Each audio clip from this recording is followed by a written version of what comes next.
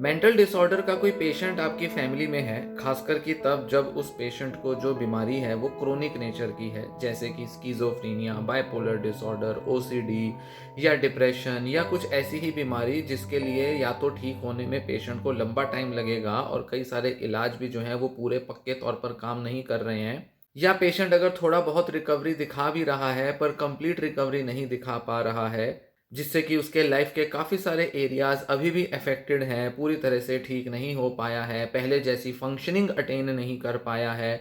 तो ऐसे में कई पेरेंट्स, कई फैमिली मेंबर्स को चिंताएं होती हैं कि भाई पेशेंट जो है वो अच्छे से काम करे, अच्छे से अपनी डेली रूटीन मैनेज करे।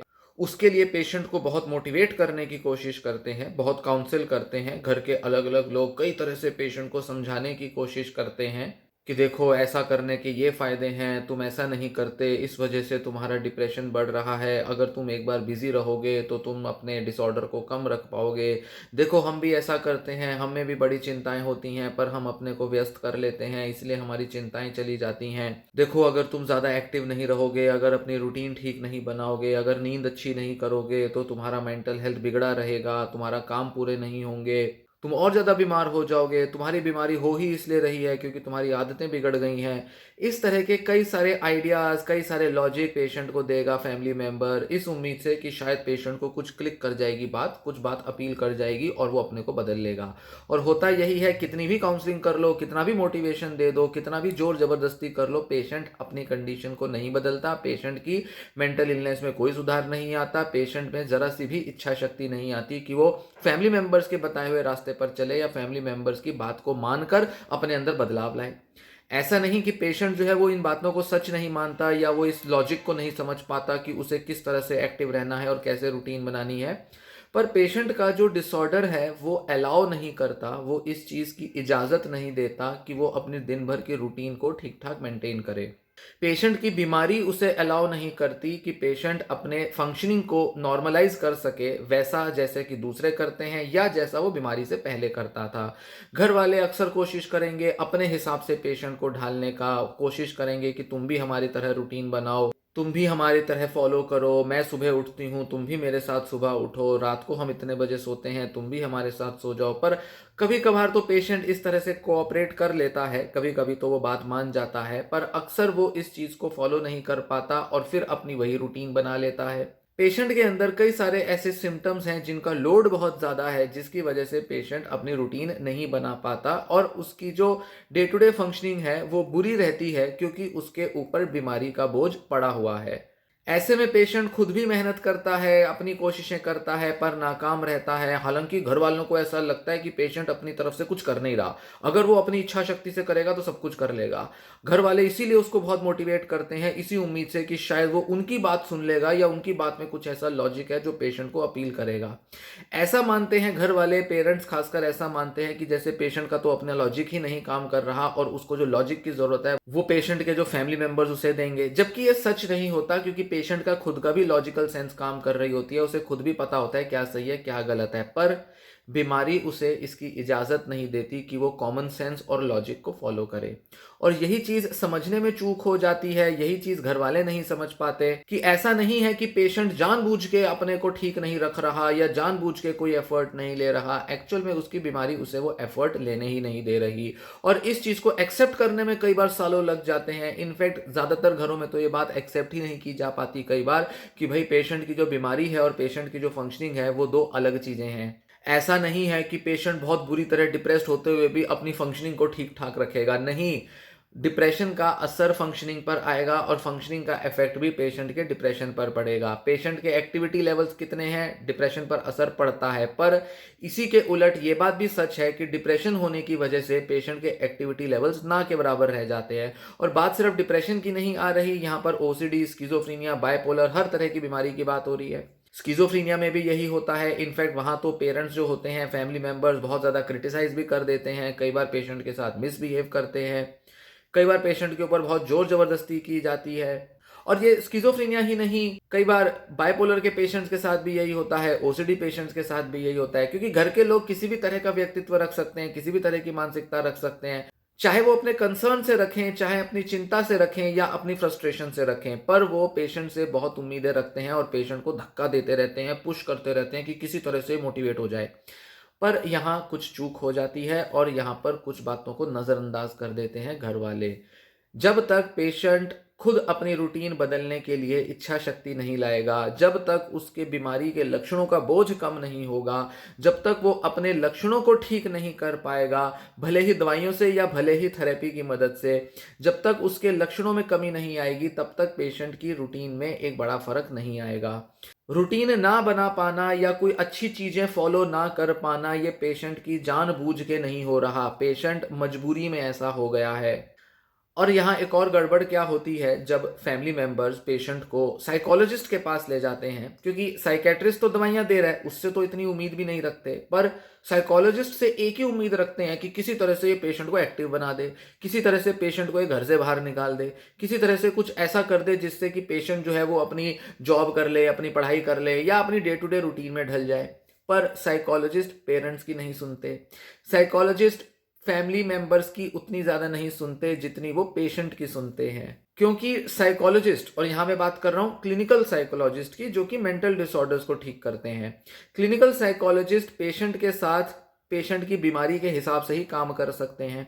अगर पेशेंट की बीमारी उसे अलाउ नहीं कर रही, तो आप किसी साइकोलॉजिस्ट से भी अगर मिलते हैं तो वो कुछ भी ऐसा ड्रामेटिक या कुछ ऐसा चमत्कारी नहीं कर सकता जिससे कि अचानक से पेशेंट की कंडीशन बिल्कुल बेटर हो जाए।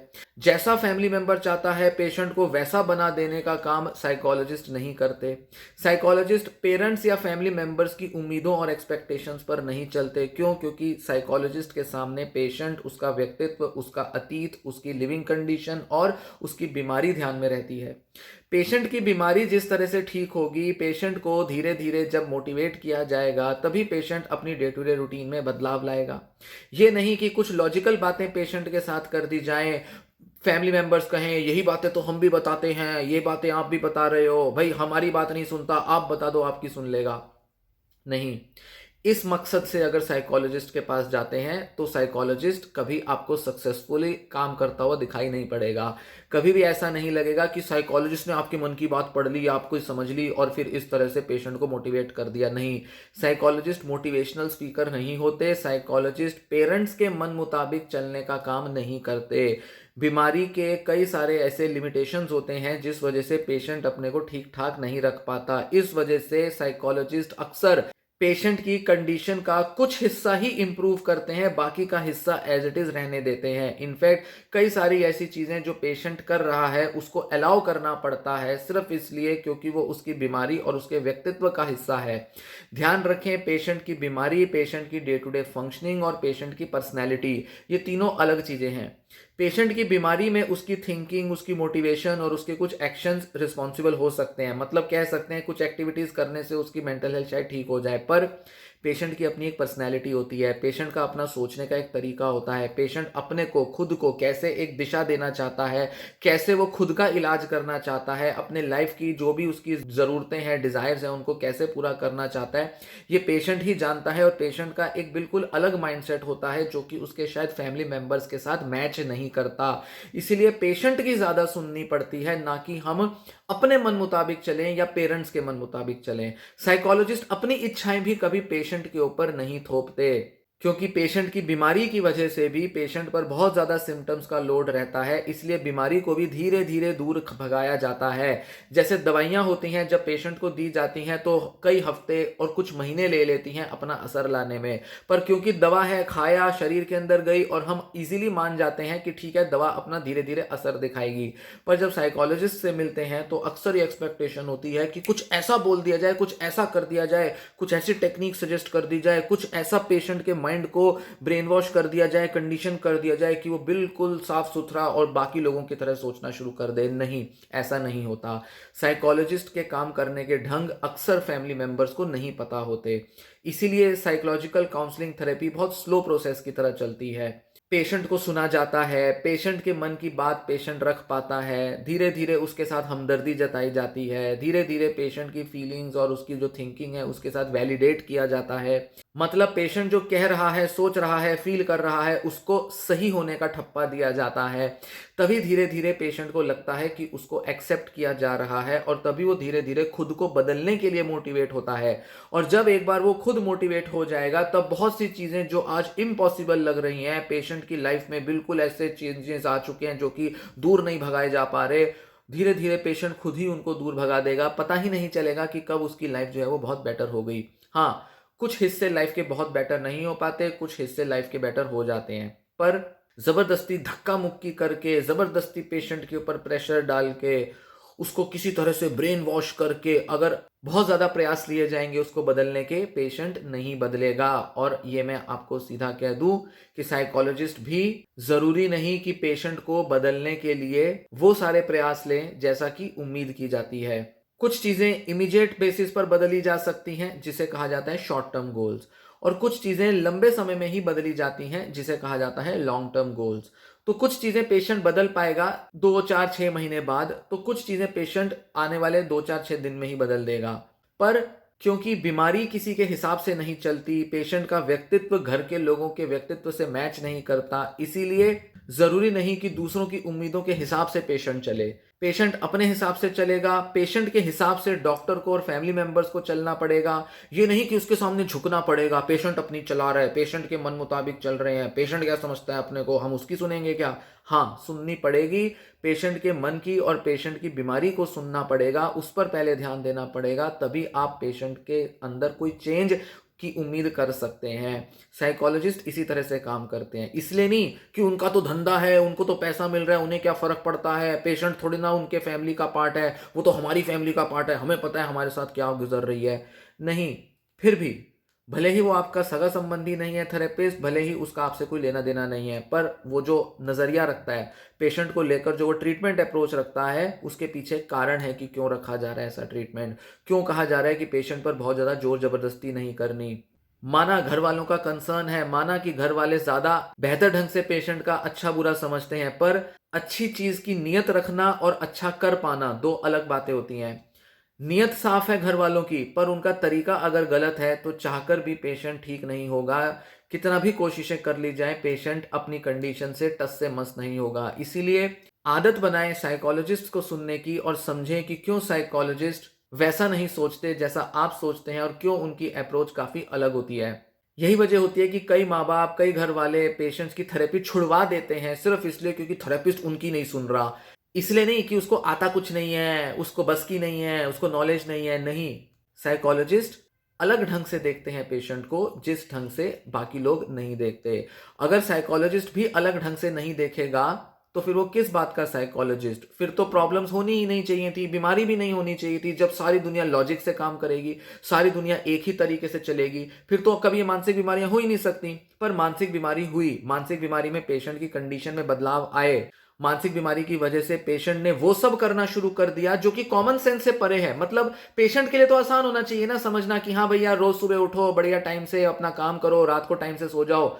ये तो हर किसी के लिए पॉसिबल होना चाहिए, पर फिर क्यों नहीं कर पा रहा वो? क्योंकि उसकी बीमारी उसे करने नहीं दे रही। इसीलिए बीमारी को ठीक होने दें। पेशेंट में धीरे धीरे अपने आप बहुत बड़े बदलाव आएंगे। पेशेंट भी चाहता है अपनी लाइफ को अच्छे से चलाना, पर वो शायद ठीक से जज नहीं कर पा रहा, समझ नहीं पा रहा, शायद वो अभी इस ट्रैक पर नहीं सोच रहा जिससे कि वो अपना कुछ बेहतर कर पाए। तो थोड़ा पॉजिटिव एटीट्यूड अपनाएं और थोड़ा एक्सेप्टिंग एटीट्यूड अपनाएं। एक्सेप्ट करें, स्वीकारें, नरमी रखें। सख्ती रखने से कुछ नहीं होगा। एकदम से कुछ बदलाव लाने की नीयत से चलोगे तो नहीं आ सकते। धीरे धीरे कंडीशंस इंप्रूव होती हैं, धीरे धीरे पेशेंट बेहतर होता है, और पेशेंट के हिसाब से ही चलना सबसे बेस्ट होता है। पेशेंट की मेंटल कंडीशन, पर्सनैलिटी और उसके अभी के हालात, इनको ही देखना होता है, इनको ही समझना होता है और इन्हीं के हिसाब से आगे बढ़ना होता है इलाज में। तभी पेशेंट का इलाज सफल होता है।